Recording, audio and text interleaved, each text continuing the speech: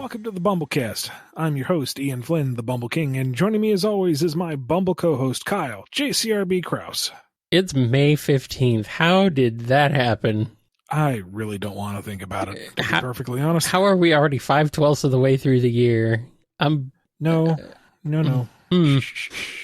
How did this happen? What did we do to deserve this, Ian? I ain't airing that dirty laundry.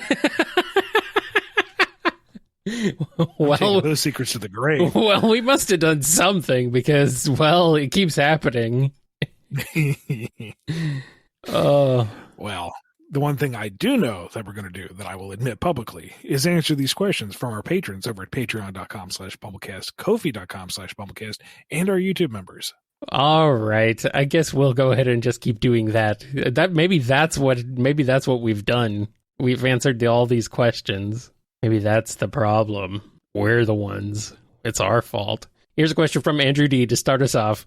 In a recent BumbleKast, you mentioned that the hard-boiled heavies were destroyed and couldn't be used in the IDW comics, unlike Heavy King, who was rebuilt before the events of the Sonic 30th Anniversary special. However, Heavy Shinobi, Heavy Magician, and Heavy Rider all appeared in the same special in this story, Dr. Eggman's Birthday, written by Gail Galligan.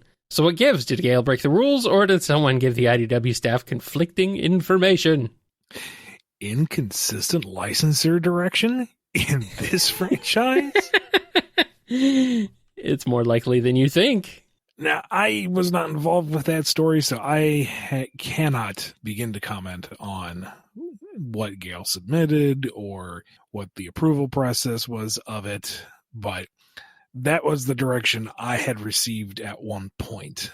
But Heavy King being rebuilt by Dr. Eggman opens the door for that idea to be revisited.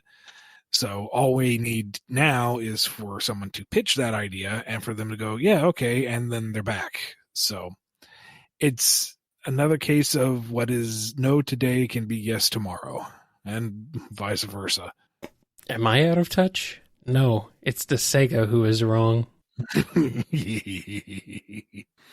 Here's a question from Antails.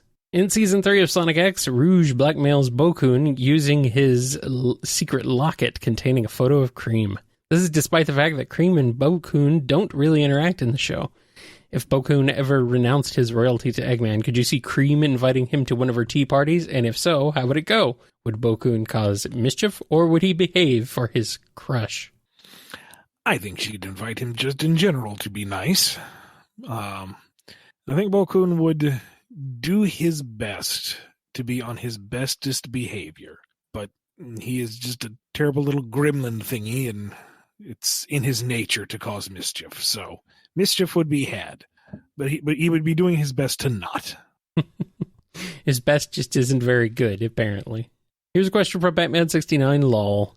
The hero cast of IDW Sonic's universe is having a party. A certain uninvited egg-themed doctor / self-made emperor manages to sneak in and spike the punch bowl. How does the rest of the party turn out? Who goes the craziest, and who kept their cool?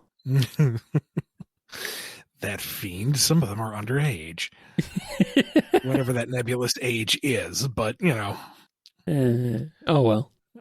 I mean, I imagine, most of them aren't really social or heavy drinkers, so without any kind of buildup, everyone's going to get fairly sloshed after the first round. Sonic's probably got a metabolism that can burn through it like nothing, so he maybe gets the lightest of buzzes. He's very confused by this. And Knuckles can down the whole bowl and still be able to drive. That man's probably got the constitution of an ox, regardless of his species. Tails passes out quickly. Oh, yeah. He gets a little giggly, maybe a little confrontational. You think you're so fast? You gotta use your legs. I don't even have to use my legs. My legs don't need to be used. Silver passes out as soon as it touches his lips. I don't know, man. Living in a dystopian future where clean water is probably hard to come by. He's probably subsisted on future moonshine for years. Maybe. Future moonshine. Yes, the cinnamon roll is the heavyweight out of all of them. Of course. We already know what happens with Tangle and Whisper. Well, I mean, Tangle jumps off the roof trying to fly like Tails. Whisper takes one sip, realizes what's up, and goes hunting for Eggman. She's not even at the party anymore. No, she's out for gone. revenge. No, she's gone. Jewel is just full on party girl, probably. Those chicken wings were meant for everyone. Jewel, stop! Ow, ow, ow, ow, ow. Surge is the same. Well, I mean, I don't know how far we want to go with the whole healing factor idea, but maybe she can metabolize stuff better than your average person. Well, I guess kind of like Sonic, maybe, but yeah. For Mimic and Clutch, it's just Tuesday. Rouge is fine.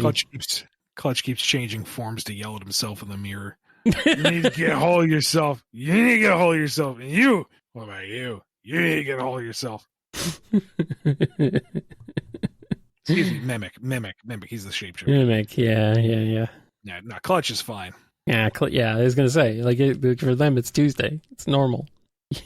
It's more surprising when he's not drunk, probably. He's a man of sophisticated tastes. He can handle his hard liquor. Exactly. And he knows not to make himself prone like that. Yep. He'd feel the buzz and go, nope, I'm done. Mm-hmm.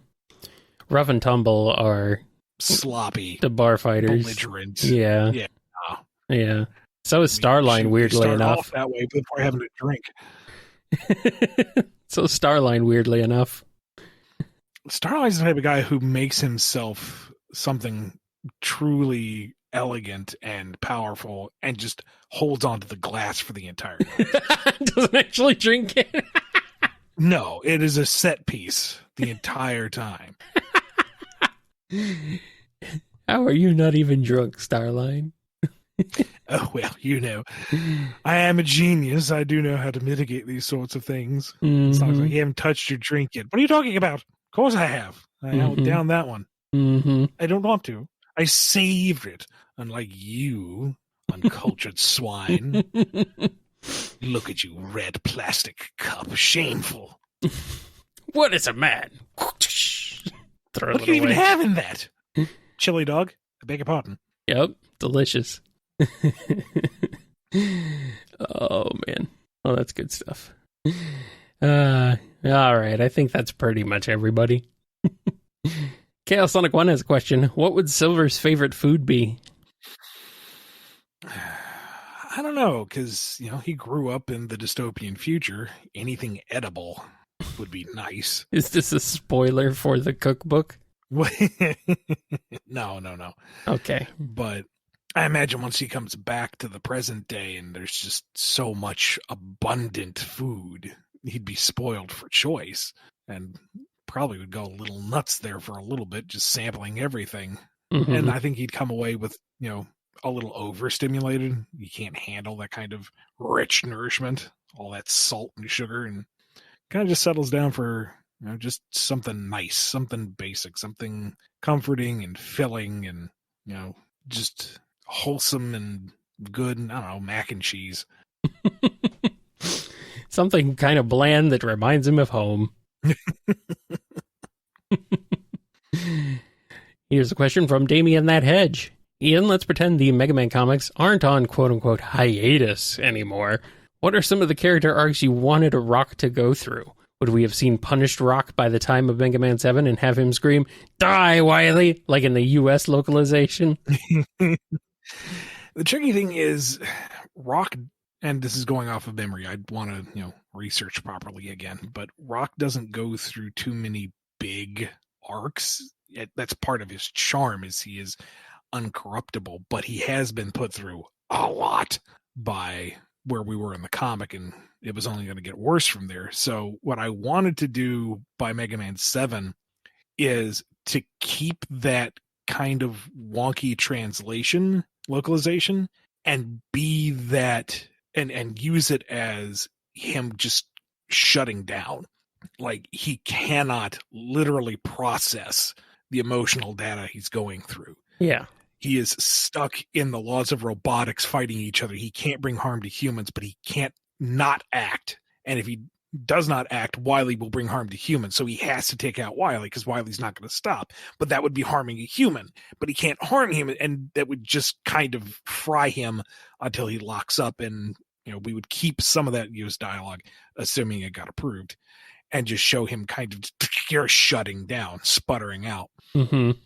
And then we spend ample time afterwards, with him more or less going to robot therapy to get him back to where he needs to be for 8.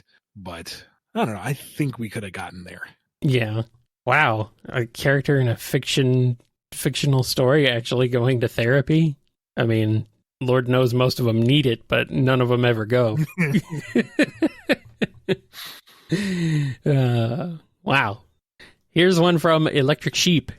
So you guys able to touch Imaginary World from Sonic Shuffle? The potential of using a dream setting like that seems endless. I can see a sort of Nemo-esque situation. I don't know. In theory, yes, but I don't know. My gut feeling is that might get flagged, but we've also used a lot of game locations without a lot of issues. So I honestly don't know. It would just come down to the pitch at the time, I guess. You can't touch Imaginary World because it's not real. It's a fictional location from a video game. So no, can't touch it. Here's one from Fang. My question is a simple question. How would the games after Unleashed play out if Sonic kept his werehog form? I don't know if that's so simple, Fang. I know it'd make the wisps really cool. Oh. Instead of mobility, you'd get all kind of crazy melee powers, laser punches, were-wisps, fire punches, spiky punches. Yeah, but I feel like we should just, instead of doing werehog, we should just have, Knuckles. Just give that to Knuckles. What do we need the werehog for? That's not the question. I know, and I know Fang is a big fan of the werehog, but I'm like, dude, you got Knuckles right there. He punches things. That's sort of his deal. Let him punch things. Like, imagine Lost World, except instead of being Mario Galaxy Light, took a page out of Donkey Kong Jungle Beat. And so you have all these like really rhythmic twitch fights with the Zeddy, just pummeling the crap out of him as werehog. Wait a minute. Is that the game? Is that the game you use the bongos for? Yeah. All right. Well, okay. If we have a Sonic game where you have to use the DK bongos, then I'm in. Final boss fight is, a platforming challenge to ascend high enough to just bop giant Zavok in the face. I don't know. That could be fun. That could be neat. It would make absolutely zero sense, but I'm here for a Sonic bongo game. Yeah. All right. I'm good with that. Like run around Frontiers, but with all of Frontiers, with all of Unleashed's combat options. I mean, yeah, you could spam light, heavy and get through most of the fights in Unleashed, but there was a fairly robust move pool. Like, imagine using all that on the ancient tech. Yeah. And then, I don't know, for the Titans, either just have him climb up them and take them apart piece by piece, or get Super Werehog. Oh no. Does he grab him and flying? I imagine he'd grab him and just wing him around, spin him around like Mario does to Bowser in Mario 64. Yeah, fling him away. Suplex these things. Fling them away. There they go. Boom. Right into space. Would Super Werehog even work? It doesn't matter. I mean, you can go either way with it. Either, you turn all of the dark fur into gold, and that would be a pretty awesome look. That kind of gold and silver, luminous beast type look. Or if you want to say it's still, corrosive dark energy within them, I'll go the dark spine route. Go the dark supersonic route and lean into the darkness thing. Flying shadow monster beasts, Werehog Sonic. Yeah, man, I'm here for it. Sure, why not? Let's do it. Either that or he just becomes gigantic and fights them in his giants. I'm perfectly fine with Kaiju Werehog fighting Titans. That works too. Yeah. All right. This is fine. This is fine. As much as I want it to be Knuckles, this is also fine. I would go with it. I'd go along with it. You got me. You won me over. Instead of picking up the sword as Supersonic and cleaving Knight in twain, uses his arms like a giant slingshot and shoots the sword through the guy. Yeah. That's pretty badass. Not gonna lie. I'll take it. It's dumb, but it's awesome.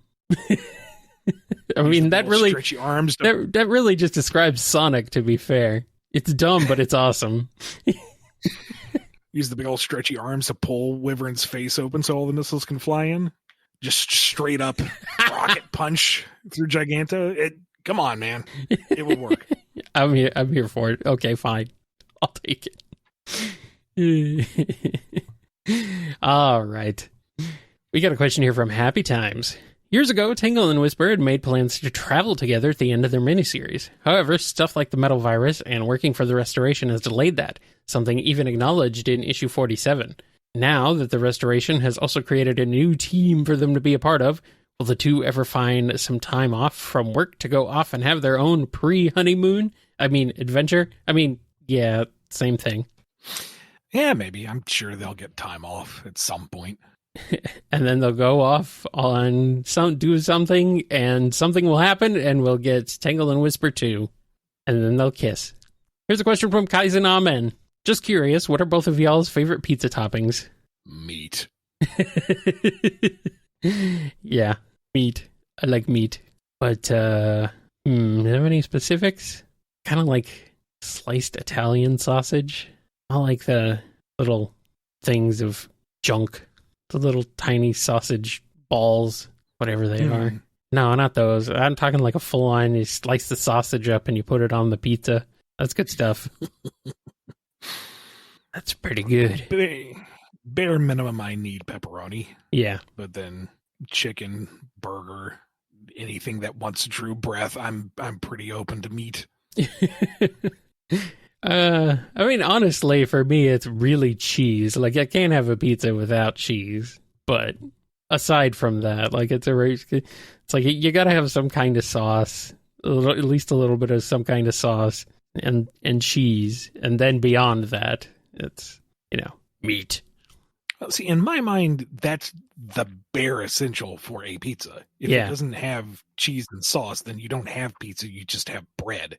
Just like if you want that, eat a pita. I suppose, yeah.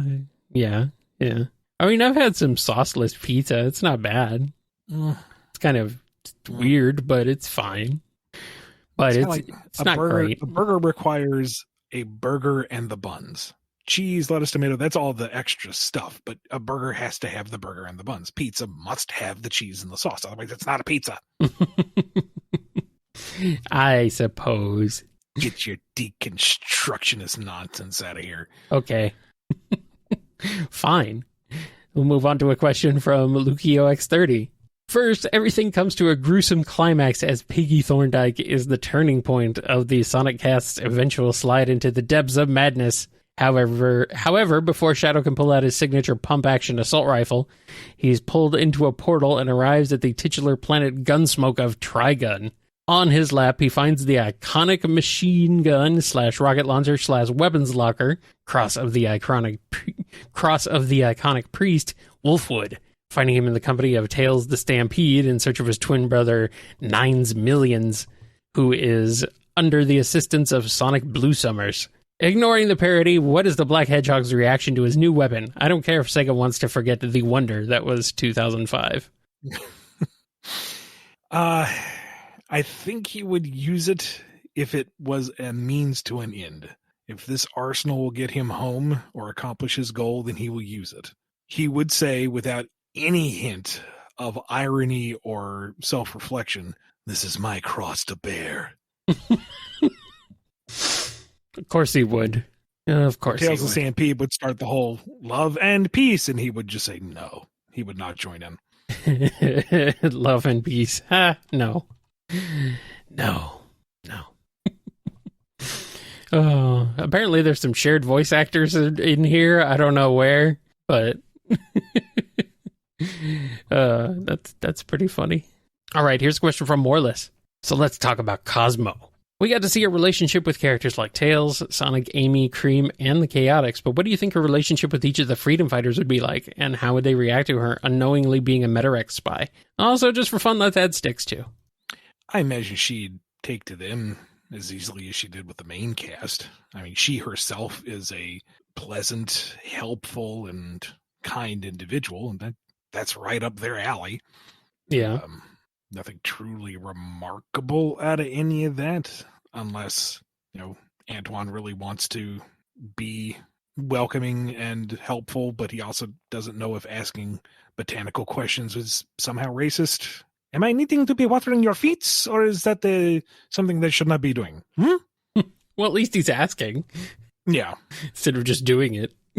She is a talking plant. I am not understanding this. I'm trying to be I'm trying to minding my openness, but then it comes to the unwitting trailer reveal, and everyone is shocked and dismayed. Not so much that she is, a spy, but that she's been put in that position. And Sally, who has seemed a little cold and distant lately, reveals that she had figured this out a long time ago. Things added up. She saw the writing on the wall. She's made contingencies. And now that the Metarex have shown their hand, she's able to counter and rescue Cosmo from their clutches, and everything's fine now. Mm-hmm. Six, never trusted her to begin with. I mean, she's an alien. Of course they're here to turn our cows inside out and eat our brains and whatnot, except, Cosmo is a lovely and helpful and charitable person, so she comes around, and when she's revealed as a spy, of course she's a spy. She totally knew it, and she's heartbroken over it. Why does she have to be a spy? Why does she have to be right about everything? Poor Sticks. Oh. She liked Cosmo eventually. Oh. And we got a question from Noni before we take a break. For some reason, Sega sends you a message saying that they're changing Cheese into a Zeddy, but on the whole, the character remains the same. How would you tackle something that much of a paradigm shift, and what would that even be like? Well, if he pretty much remains the same, then, we just start calling him Jeez. Jeez. Oh, jeez. Jeez. Oh, jeez. And there's like a story where it recognizes that he's been transmogrified into a Zeddy, but he proves that he is still loyal and protective of Cream, and Cream loves him no matter what form he takes, and then we just have a little flying Zeddy for the rest of the series. Jeez, get him. Or maybe it's cheese with a Z instead of an S. But now I think it would make more sense if it had the Z at the beginning, because, he's a Zeddy now. Yeah. And then, you could say the cheese was good, but G's greater. You know what? I don't have to take this. I'm going. No, come back. Kyle, come on. All right, we're going to take a quick break while I try to drag Kyle back in here. Kyle, come on, Kyle.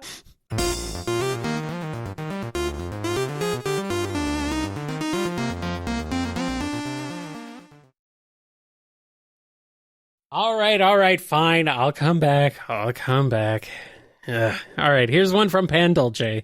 I was wondering if Starline had to go through the same treatment of the egg bosses, aka getting cyberized, in order to work for Dr. Eggman, what would be his cyberization, and what would Starline's thoughts on getting that treatment be? He'd be all for it initially, to be improved upon by the hand of the great master himself. Oh, goodness. And to that end, I think he would remain largely the same visually, maybe get a more Eggman coat styled outfit, but the biggest difference would be the warp topaz would actually be integrated into his hand, like as an actual cybernetic part, and then that would make it all the more gruesome when it gets removed and he gets punted. So assuming we're following the same story beats here, having been cyberized, he would further augment and mod himself so that he could use the tricore and his other gadgets. It's just, instead of being gear that he wears, it would be extensions of himself. Yeah. Yes, that would make the most sense to me. Be kind of cool. All right, here's one from Rooks37. Without crossing NDA lines, how much was Phantasy Star mentioned when working on Sonic Frontiers? Is there a connection you know of between Sonic and Phantasy Star beyond promotion and shared dev team history? None. Yeah, I suppose I'm not too surprised by that. But I mean, if there is any shared DNA, it was not to my knowledge. Alrighty. Here's one from Samoth Star. What have you accomplished recently that may not seem noteworthy but still made you feel proud? The 9 Lives of Claus McGee #1 finally came out. I've been tinkering with that for entirely too long. And Jonathan Griffiths, who did the line art and the lettering and all the design work, was incredibly generous with his time and talent. And I felt bad that the book itself was kind of sitting in a quasi-released state. It was not what I wanted. It was not how it was originally intended. So now that it's done with colors by Reggie Graham, so it looks extra freaking gorgeous. You know, finally, I can say something of mine is out and done and ready for public consumption. Yes. It is sold in the almost dozens of copies, maybe singular dozen, but by God, it is out there. It has been accomplished, and that's a good feeling. Yes. Where can the people find it, Ian? Head over to BumbleKing.com and the Bumble Comic Shop. You can get your digital version there. There have been some folks that have had issue getting the download link to work. I don't know why, because there seems to be no consistent reason for this. So if you ever run into any trouble, just email me and say, hey, I made the purchase. Where's my book? And I will get in and I will brute force that link to you because you deserve it. That's right. Go over there. Throw Ian some dosh and enjoy one of his original comic stories. Do it. Here's a question from Saving Throws. On his isekai journey, Dr. Starline ends up in the Twisted Metal universe. Ah, yeah. What would the unfortunate platypus wish for? And how would Calypso twist the words of his wish? What? I feel bad for this, but I mean, come on, you tee it up. I have to take a swing. You know, Starline fights bitterly to win, and he goes before Calypso and says, I want to make things right. Send me back. Send me back before I was crushed so I can try to make things right again. And Calypso goes, okay. And Starline appears exactly 30 seconds before that rock falls. I was going to say. Ah, right. I'm back. Yep. Literally right at the moment it happens. Same thing. That's exactly Wait a minute, I should move. That's exactly what Calypso does too. Time I got... Yeah. And the isekai adventure continues. He tries to go back. He can't even get back there. Oh man, I'm just want to imagine Starlight in Twisted Metal. God, that would be hilarious. Oh man, he would hate it, and it would be amazing. Oh, so many people crazier than him. Crazy again. Oy. Oh, good stuff. Here's one from Scourge Time. Today's question brings us back to Moebius. We all know Scourge's dad isn't there anymore, but I still wonder, when and how did he die? Did Scourge do it, and is his wife still alive? We never pinned that down. I don't even know if we had, like, any real intention to go back and revisit it. It was more... Because as fun as it is to extrapolate on the Antiverse and follow all those possible leads... It begs the question of why spend that much time building up the counter mythos when that time could be spent with, you know, the actual mythos. So little bits here and there are indulgent and fun, but we didn't really devote ourselves to, okay, let us explore and answer every single permutation of what the Antiverse would be. So I hadn't settled on it one way or the other. I think we answered something close to this on a previous BumbleKast. If Auntie Bernadette was still around, she was doing whatever it took to keep herself safe and possibly in power. So, you know, wouldn't necessarily be opposing King Scourge, but also making sure not to throw in her lot completely because he's an idiot and he's going to get overthrown any time now. Play it safe, looking out for number one. Mm-hmm. Yeah, makes sense. Scurvy Pirate Hog has a question. We have seen how Sonic and the cast have dealt with alien invasions in the past, such as the Black Arms, but what if Sonic's world was invaded by the Galactic Empire, led by Darth Vader, sent on a mission by Emperor Palpatine to conquer Sonic's world and make it part of their rule? How would the Sonic cast do against this invasion? Would the Sith Lord and his forces be a match for them? And we're assuming Eggman's going to side with the planet because no one's going to rule it, just him. It's his planet, damn. And it's hard to say what kind of firepower any incarnation of the Egg Fleet has, but I'm going to assume it's at least somewhat comparable to the Galactic Empire. I mean, maybe the Turbo Lasers pack a bigger punch, and they clearly have more. Well, no, I almost said they clearly have space capabilities, but we've seen space fleets from Eggman. Yeah.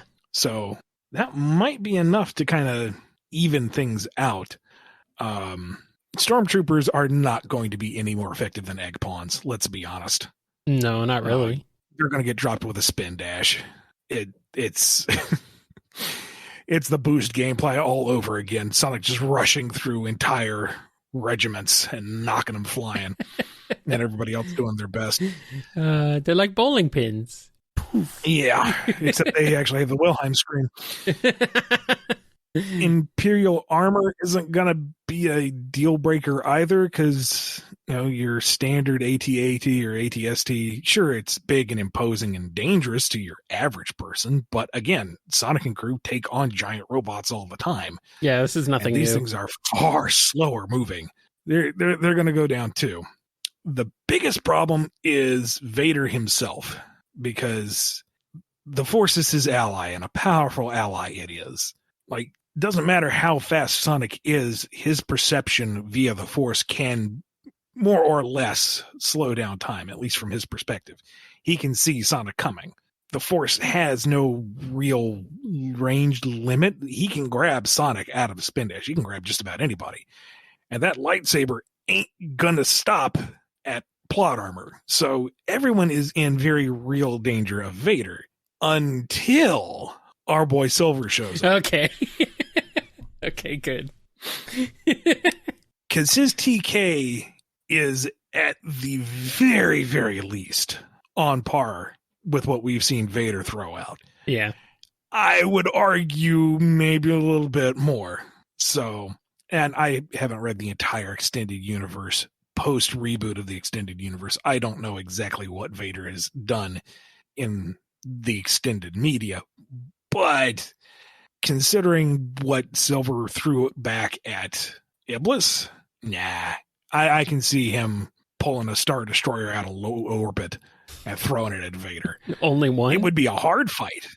I'm not saying it's a cakewalk, but I think our boy comes back in time to fix things and is the hero of the day in the end. Yeah. I mean, to be fair, Vader could also pull a Star Destroyer out of the sky and fling it at you, but, you know. And if having Silver overpower Vader gets your hackles up, then all right, Shadow shows up, and with the power of Chaos Control, the two of them are able to overwhelm the Dark Lord of the Sith. Okay? Is that good? Yeah. Is that appease? Yeah. Yeah. Who has the lightsaber? Does the Sonic end up with the lightsaber? Is this going to come down to the three hedgehogs? Or is it Amy? Yeah, maybe. I mean, he's got experience with Caliburn. Why not? Yeah. Or is it Amy who comes in with the lightsaber? Or the light hammer? Yeah. Bring her in. Here she comes. Boom. And Vader's... I mean, Tails is going to make one, flying obviously. Away. Yeah, of course. Shadow did use alien swords, to be fair. So that's a good also point. True. Yeah. I mean, it could be any of them, really.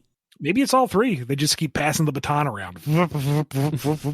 It's all four. We put Amy in there. Come on. Let's not leave Amy out. Well, I mean, you have your signature heroes fighting the biggest bad. Meanwhile, Amy is like soloing an AT-AT. How about that? Okay, fine, whatever.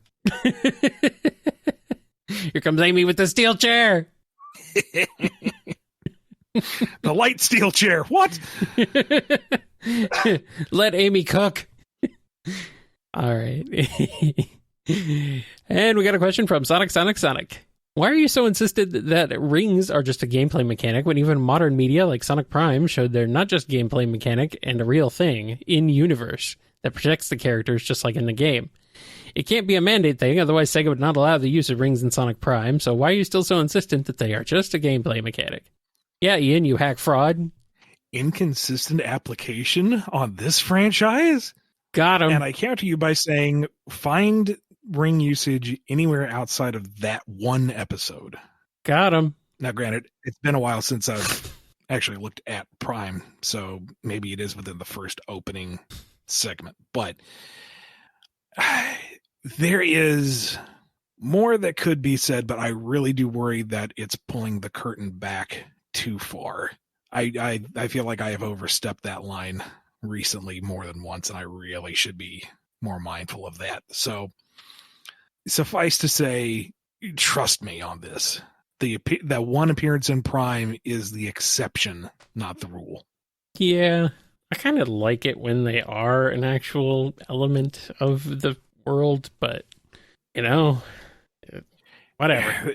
There have been so many conversations about this, and I'm sure. Nope. Backing off. Yep. Because it was also apparently mentioned in Murder of Sonic, which is not canon, really, supposed to be, but that's for now. Who knows what'll happen in the future? I don't know, man. This franchise, though. Stardust Spectre has a question. In IDW, Super Neo Metal Sonic is yellow, but in Sonic Mania Adventures, Super Metal Sonic merely has a yellow aura. Did Neo Metal actually shape himself yellow to look cooler? There was no Super Metal Sonic. That was just a supercharged Metal Sonic. He didn't actually transform. Yeah, don't think about it too hard. It's super silly and... No, it's Super Sonic. No, it's not Super Sonic. He should have just gone full gold. It should have been in there. No. Backing off again, backing off. One cannot bite the hand that feeds.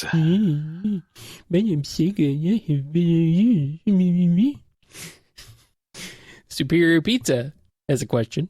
In the past, Eggman has captured multiple deities and eldritch abominations. Though it hardly ever works out, he has his sights on the biggest eldritch abomination yet. You, Ian, the writer, the Fate Weaver, Eggman has pulled you from beyond the fourth wall into Sonic's world. Does he succeed in taking control of you, or do you also turn against him in the end? Do I retain my Lovecraftian horrific powers when I'm pulled through the portal? Do you have those now? Well, in a metacontextual sense, sure. Okay. Because from my position now, I could be writing this story. And then if I am pulled into that narrative, do I retain that narrative control? Or am I just my normal self within the context of myself, just transposed into that other reality? Why do you keep getting transported into Sonic's world? You've done it before with you switched places with Starline. That was weird. And now it's happening again. You stick in this franchise long enough, it kind of just seeps into your pores. Like other Eldritch horrors. Anyway, if it's me, as you said, Fate Weaver, then he better have some kind of mind control device the minute I step through. Otherwise, no. I immediately say that all of a sudden his legs don't work. Boom, sit down. Now it's my empire. I'm going to make some changes around here. Does that actually work? If I don't have said powers, I'm just some dude. And it takes him a few hours of frustration to realize that all I can do is take up space. And very disappointed, he either punts me back through said portal or out an airlock. Oh, poor Ian. Oh, well. At least you can get smacked through the portal, maybe, and then there would be nothing. Nothing changes. It's all the same. It all remains the same. We got one here from Twilord. If Shadow wanted it, would his name be Shadow the Hedgehog Doom, Shadow the Doom Hedgehog, or Shadow Doom the Hedgehog? Moot point. He wouldn't want any of those. But what if he had to have one? I guess then he would probably just kill the person who's trying to force him to. Exactly. You can't tell me what to do. You're not my mom.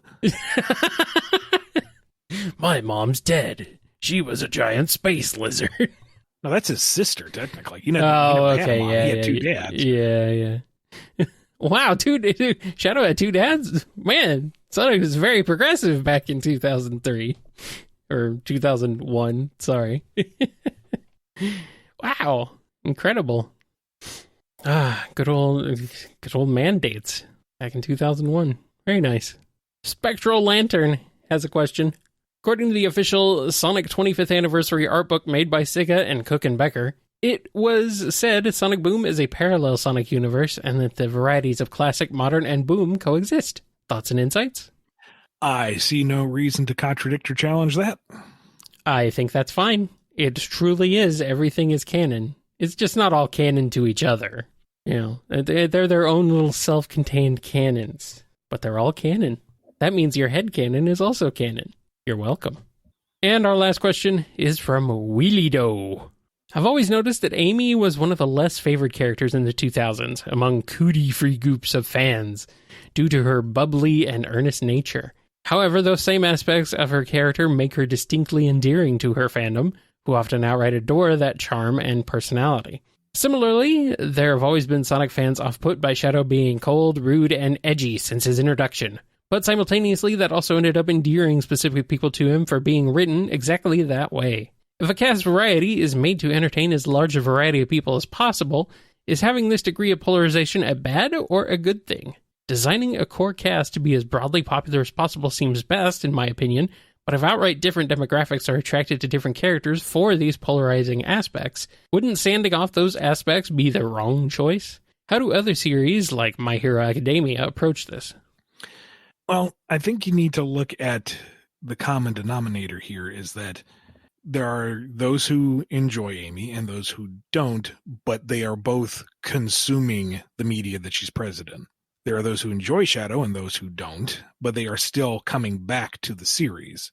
So unless a polarizing aspect of a character is hurting the brand, then no, there is no real reason to sand down the edges or revise. Not every character is going to be everybody's favorite, and there is a degree of tribalism within fandoms where you have someone who likes something, and then that becomes more than just a like, and it becomes something of an obsession. And then there's the counter group to it. Or those who really don't like a character, and there's a group that arises to be counter to that just because they want to identify as against that group. It all comes down to a bunch of snarking online, and it's tiresome, and you probably shouldn't pay too much attention to it. I think I can't speak to any other series mentality and how they craft things. Just personally, I think it comes down to if the characters feel natural to themselves. If they are true to themselves and if they are fitting within their environment as set up by the narrative, then it's fine. Like if maybe someone doesn't like that particular personality trait or the trope that they are kind of synced to, that's fine. They don't have to like every aspect of everything. As long as they are enjoying the base material, then you're fine. You can't, the saying goes, you cannot please all the people all the time. Mm-hmm. And it's a fool's errand to attempt to. And I think that while there is a degree of wisdom in doing market research and taking in feedback and applying it, to be sure, there's also a degree of just make the product, tell your story, and you will find an audience. Now, if it's, I liken writing to cooking.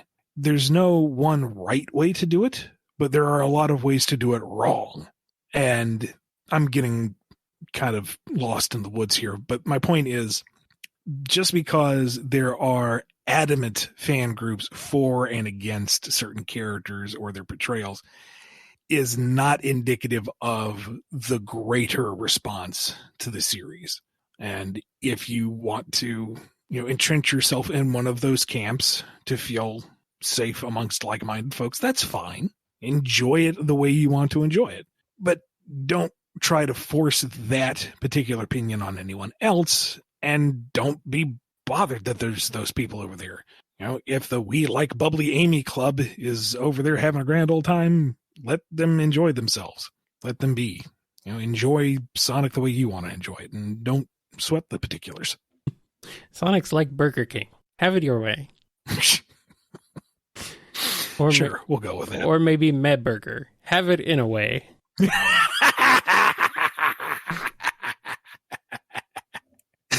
I like that better. Yeah. Far more apt. All right, that's all we got. That's our last episode. Yep, I'm still bouncing back, so apologies. I don't have it in me to go through the whole list of our 200 plus supporters. But a big thank you to everyone over at patreon.com/BumbleKast, Ko-fi.com/BumbleKast, and our YouTube members for supporting the show and making it viable for us to keep this up. Yes, thank you all. You guys are amazing, and I love you platonically. Be good to yourselves. Be good to each other. And we will see you next time on the BumbleKast. Take care, everybody. And that's it. No mandates for you guys. You've been listening to the BumbleKast, a co-production of Bumble King Comics and the KNGI Network. Original theme music composed by Ken Coda Snyder. Remixed intro by T-Lopes. Find out more information, along with podcast feeder links, MP3 downloads, and more at bumbleking.com and kngi.org.